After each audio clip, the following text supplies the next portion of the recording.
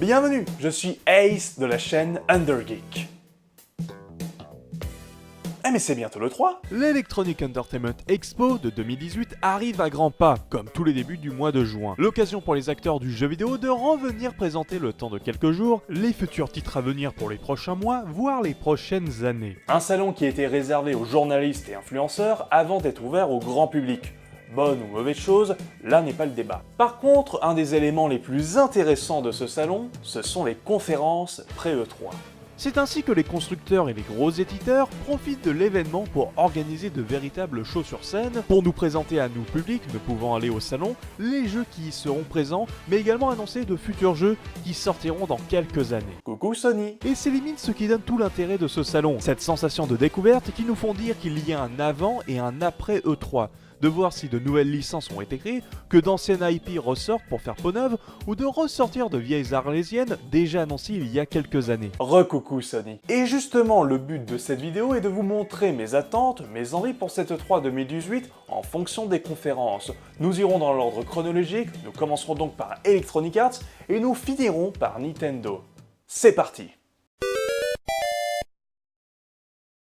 Non, je plaisante. Disons que je n'ai pas d'affect particulier avec Electronic Arts, et surtout avec ses licences. Je ne suis pas un grand fan de Battlefield, et mis à part les jeux de catch, les simulations de sport ne sont pas ma tasse de thé. Par contre, Electronic Arts pourrait me faire plaisir en ressentant quelques licences dont les derniers épisodes en date n'ont pas été des plus marquants. Les deux qui me viennent en tête sont SimCity, dont l'opus 2013 est décrié par les fans, et SSX 2012, dont l'approche plus réaliste avait divisé les fans, même si le jeu reste très honnête. L'un pourrait revenir sur le devant de la scène en prenant en compte les erreurs du précédent jeu, et l'autre peut devenir un très bon concurrent à step d'Ubisoft en revenant à un aspect beaucoup plus arcade, comme à l'ère des 128 bits.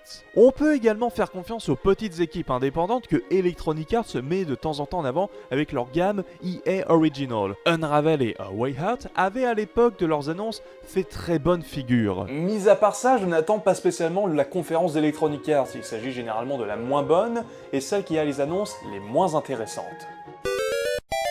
Cette année, Microsoft doit confirmer sa Xbox One X tout en rassurant les possesseurs du modèle non 4K, mais également en augmentant le catalogue de son Game Pass. Je n'attends pas particulièrement de nouveaux Halo ou de Gears, n'étant pas spécialement fan de ces deux licences. Mais avec le succès commercial de Sea of Thieves, j'espère beaucoup un retour de licences de Rare, qui sont plutôt variées dans leur style de jeu. En tête, Banjo-Kazooie, qui ne serait pas improbable suite au succès commercial de Yooka-Laylee, réalisé par d'anciens membres de Rare, mais également une suite à Conquer Bad Fur Day, qui au passage est de nouveau disponible dans sa version Xbox originale. Perfect Dark ferait également un bon FPS pour remplacer Halo, d'autant que l'aspect infiltration serait plutôt rafraîchissant en comparaison des FPS très action. J'attends surtout la suite d'un jeu.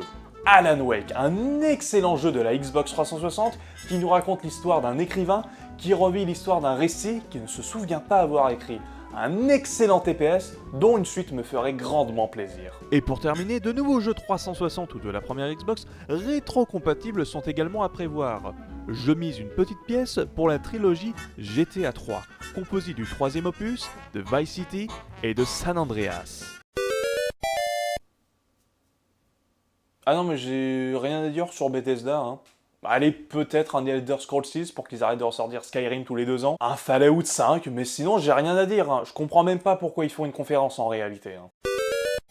Square Enix va pour cette E3 se prendre pour Nintendo en faisant un Digital Event. Kingdom Hearts 3 devant être grandement présenté, j'aimerais voir un petit Final Fantasy Crystal Chronicle, le dernier opus datant de 2010, et s'était éloigné de l'esprit multijoueur pour une aventure en solo. J'avais évoqué l'idée dans mon quattro des jeux à porter sur Switch d'un retour de ce spin-off pour la Switch, qui selon moi est la meilleure console pour ce style. J'aimerais également revoir un nouvel opus de la saga des Mana, au meilleur de sa forme. Malheureusement les derniers opus, et notamment le remake 3D de Secret of Mana, ont énormément divisé les fans, tout comme le portage PC de Chrono Trigger d'ailleurs. C'est également le bon moment pour enfin montrer Final Fantasy VII Remake, pour d'une rassurer les fans qui sont en manque d'informations depuis 3 ans, et de deux me donner de l'intérêt pour une franchise pour laquelle j'ai pas beaucoup d'affect, je dois l'avouer. Et pour finir, j'aimerais une rectification. La sortie américaine et européenne de Dragon Quest XI sur 3DS, et également des informations sur la version Switch de Dragon Quest XI dont aucune image n'a été donnée depuis son annonce. Après un E3 2017 marqué de l'annonce de Beyond Good and Evil 2, Ubisoft doit parler plus en détail du jeu, de son univers, de ses personnages, mais surtout de son gameplay, en complément des vidéos qu'ils ont postées en ce mois de mai. Avec Michel et Ansel en force, j'aimerais également revoir Rayman. Un retour en 2D me ferait extrêmement plaisir, ayant adoré Rayman Legend, mais un retour en 3D serait également très intéressant, Rayman 4 ayant été annulé pour la sortie de Rayman contre les lapins crétins. Également, le fan de la Wii U en moi aimerait voir une suite à Zombie U, l'un des jeux de lancement de la console. L'univers du jeu étant suffisamment riche pour proposer une nouvelle aventure dans un nouvel environnement et pourquoi pas proposer du jeu en coopération. Niveau support, une sortie en exclusivité sur la Switch serait logique, Mario et les lapins crétins ayant très bien marché sur la console hybride. Pour terminer avec nos Frenchies, un retour de la licence Red Steel me ferait plaisir, ayant bien aimé le deuxième opus sur la Wii.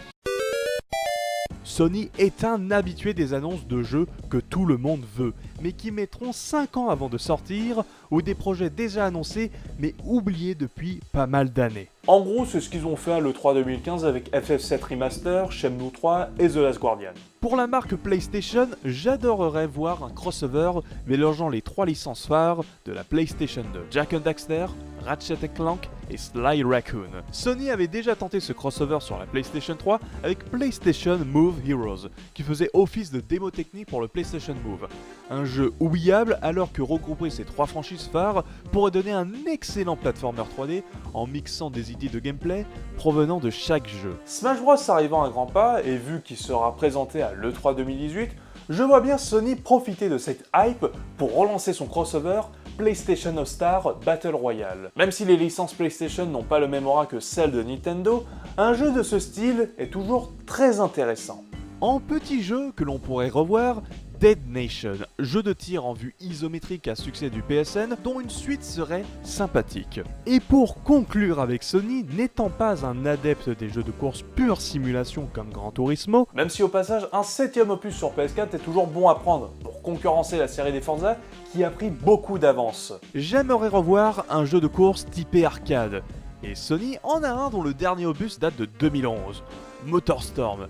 C'était bourrin, les accidents étaient jouissifs, et avec la puissance de la PS4, la licence pourrait aller encore plus loin. Smash 5. Vous voulez d'autres noms ?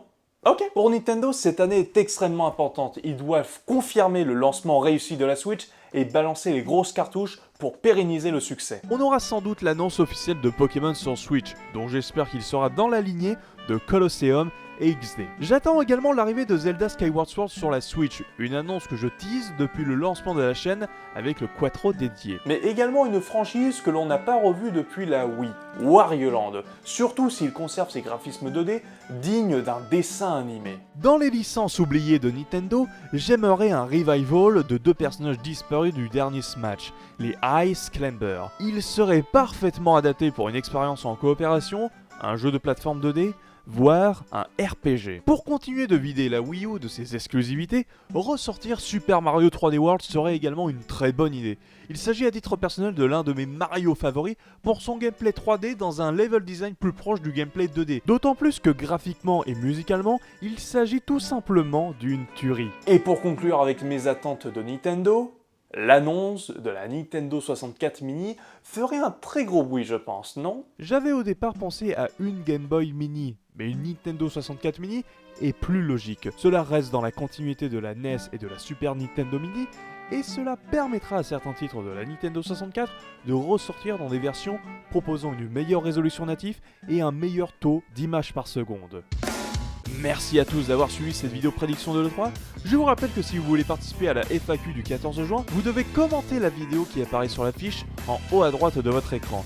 J'ai également depuis peu un Discord dont le lien est en description. Sinon, n'hésitez pas à partager la vidéo pour aider au développement de la chaîne, à laisser un commentaire et un pouce bleu, et on se retrouve pour une prochaine vidéo.